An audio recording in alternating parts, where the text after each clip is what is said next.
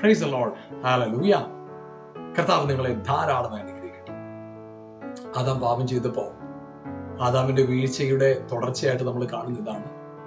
അവർ നഗ്നരെന്നറിഞ്ഞു, ഭയപ്പെട്ടു, ഒളിച്ചു. അപ്പൊ ഭയം അവരെ പിടിച്ചു. നഗ്നത എന്ന ചിന്ത അവരുടെ ഉള്ളിൽ വന്നു. നഗ്നരാണെന്നുള്ള ചിന്ത അവർ മറഞ്ഞു, ഒളിച്ചുപോയി.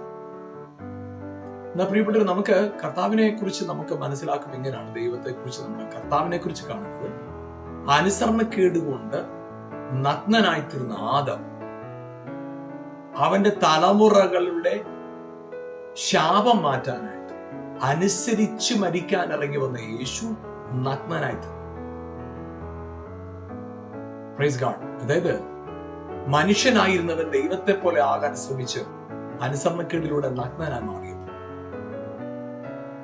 ദൈവമായിരുന്നവൻ മനുഷ്യനായി മനുഷ്യരൂപമെടുത്ത് ഭൂമിയിലേക്ക് ഇറങ്ങി വന്നു മനുഷ്യനെ ദൈവാനുരൂപമാക്കാനായിട്ട് നഗ്നനായി. ആ യേശു ക്രിസ്തു മരിച്ച് പുനരുത്ഥാനം ചെയ്ത് അനുസരണക്കേടുകൊണ്ട് നഗ്നനായി തീർന്ന മനുഷ്യന്റെ വസ്ത്രമായി മാറി. വചനം പറയുന്നത് എങ്ങനെയാണ്? നാം ക്രിസ്തുവിനെ ധരിച്ചിരിക്കുന്നു. അതേ പ്രിയപ്പെട്ടവരെ, നിങ്ങൾ ഞാനും ക്രിസ്തുവിനെ ധരിച്ചിരിക്കുക.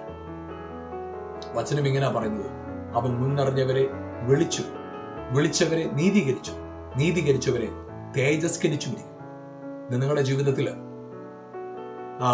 ഏതെല്ലാം പ്രയാസങ്ങളിൽ കൂടെ നിങ്ങൾ കടന്നു പോകുന്നെങ്കിൽ, ഏതെല്ലാം നിരാശയോ പ്രതികൂലങ്ങളോ നിങ്ങളെ അടക്കി വാഴുകയും നിങ്ങളുടെ ഉള്ളിൽ കുറ്റബോധം നിറഞ്ഞ് നിങ്ങൾ നിരാശയോടായിരിക്കുന്നെങ്കിൽ, നിങ്ങളോട് പറയാനുള്ള ദൂതിതാണ്, നിങ്ങളുടെ ജീവിതത്തിൽ ഒരിക്കലും പിശാചൻ നിങ്ങളെ തൊടാൻ സാധ്യമല്ല. കാരണം നിങ്ങൾ ക്രിസ്തുവിലാണ്. You are in Christ. So ഇന്ന് പകൽക്കാലം ആ ബോധ്യത്തോടെ ഞാൻ ക്രിസ്തുവിനെ ധരിച്ചിരിക്കുകയാണ്, ഒരു തിന്മയ്ക്കും എന്നെ തൊടാൻ സാധ്യമല്ല, ബോധ്യത്തോടെ ധൈര്യത്തോടെ മുന്നോട്ട് പോകാം. God bless you. ആമേൻ.